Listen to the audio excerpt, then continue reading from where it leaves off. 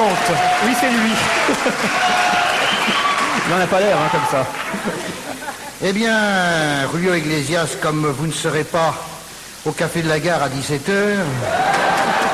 Ni au théâtre de 10h demain soir à 20h30. On sait jamais. On sait jamais, exactement. On sait jamais, oui. Je vais vous chanter ma chanson de charme. Quoi? J'essayais un peu de faire comme vous avec le micro. C'est pas mal. Vous avez roulé du fromage de chèvre dans votre adolescence, monsieur.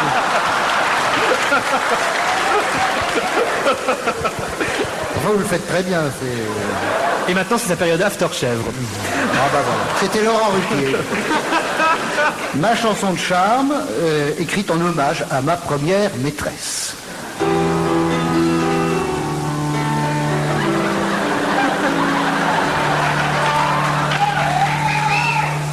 Ta gueule. Debout, oh. Pourquoi?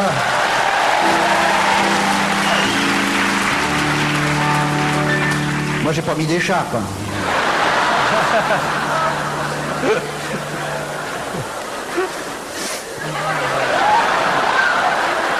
C'est le branle-bas général. Hein. Et non, lui non plus, il ne s'est pas changé.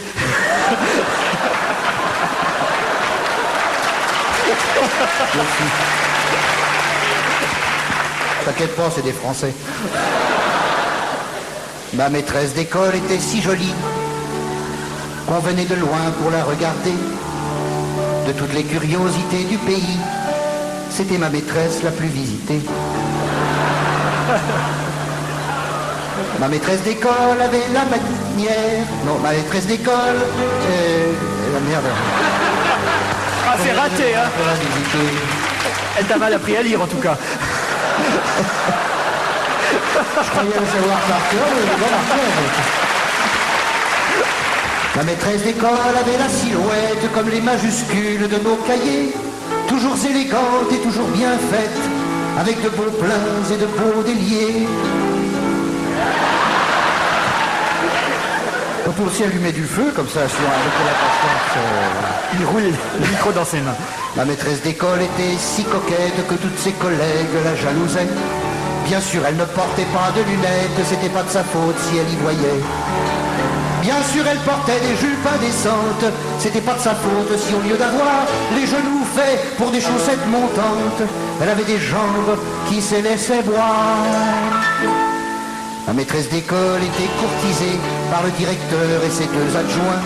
Ça nous permettait de faire un tiercé que l'on commentait le lundi matin. Le lundi matin, on pouvait la voir sur le porte-bagages d'un pion rayonnant. On se bousculait le long du trottoir afin d'applaudir le vélo gagnant.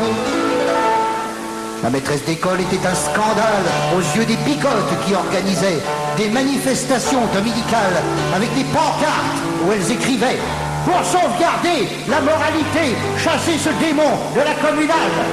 C'était pas l'avis de monsieur le curé qui trouvait que le diable n'était pas si mal. Ah, sacré gaillot.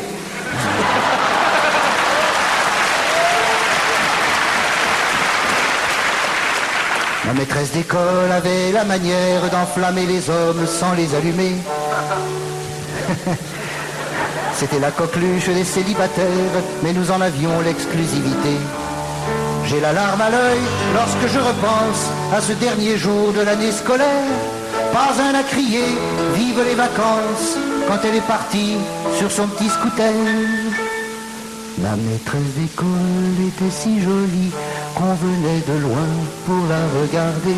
De toutes les curiosités du pays, c'était ma maîtresse la plus visitée.